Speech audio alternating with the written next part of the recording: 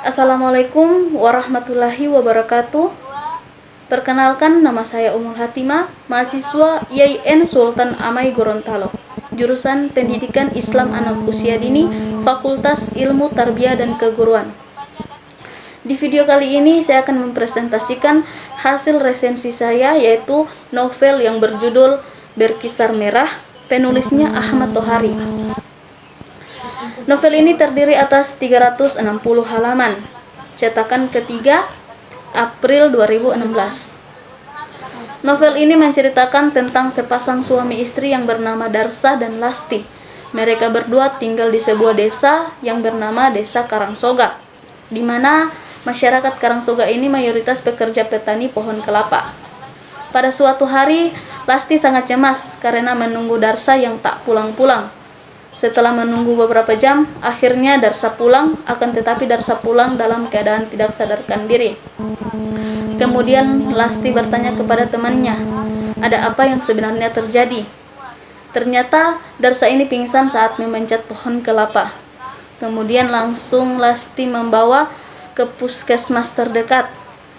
Setelah diperiksa, Darsa ini memiliki gangguan syaraf pada alat kelaminnya, yaitu lemah syahwat. Kemudian pihak dari puskesmas menyarankan kepada Lasti untuk membawa Darsa ke kota untuk mengobati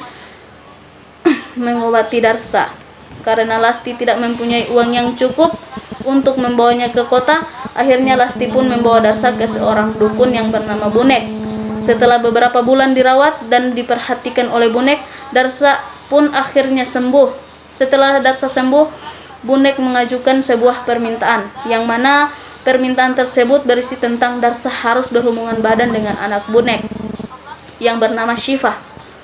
Tujuan tersebut bermaksud untuk menguji kejantanan Darsa. Setelah beberapa hari, Syifa pun hamil dan Lasti sangat kecewa, dan akhirnya Lasti pergi dan meninggalkan kampung halamannya.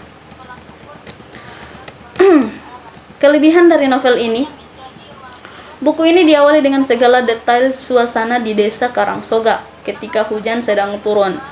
Cara penulis membawa suasana tersebut adalah dengan cara menceritakan satu detail kejadian dalam suasana tersebut, lalu loncat ke deskripsi suasana kecil lainnya, hingga akhirnya beruncing tentang salah satu tokoh yang bernama Darsa sebagai penyadap nira.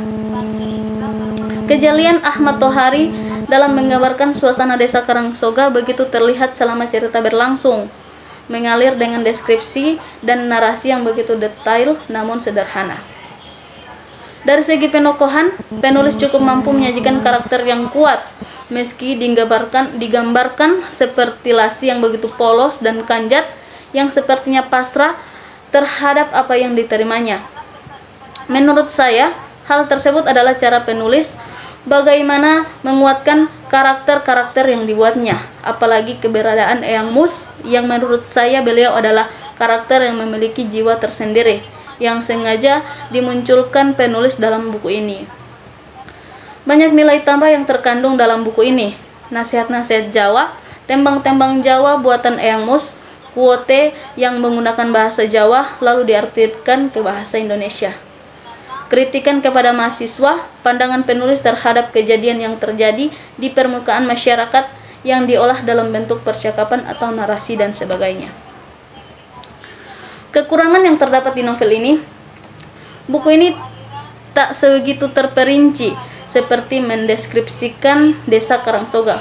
Membuat saya bertanya, apakah hal ini berkaitan dengan unsur ekstrinsik penulis, yang mana menurut biografi singkat terletak di halaman belakang novel, penulis ini tidak betah tinggal di kota besar dan sampai saat ini bertahan untuk tinggal di tempat kelahirannya, Banyumas. Yang kedua adalah plot, terutama dalam pembangunan konflik. Meski memiliki plot yang mengalir dan halus, pembangunan beberapa konflik di akhir cerita terasa kurang, seperti ketika Lasti mengetahui kalau pernikahannya hanyalah main-main. Hal tersebut diceritakan hanya 1-2 halaman. Justru pada konflik pertama, pada awal cerita ketika Lasti dikhianati suaminya, pembangunan konflik sangat halus dan konflik yang terjadi begitu terasa, dan memiliki anti klimaks yang pelan dan mengalir. Yang ketiga adalah kesan tergesa dalam akhir cerita. Temponya berbeda dengan awal cerita yang begitu lamban dan mengalir.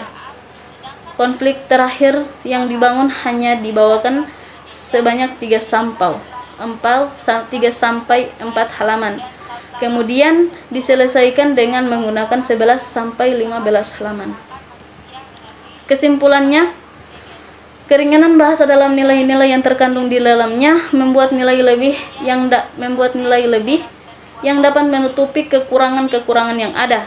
Selain itu, buku ini direkomendasikan kepada mahasiswa karena terdapat kritik-kritik seperti yang disebutkan di atas. Sekian dari saya. Wassalamualaikum warahmatullahi wabarakatuh.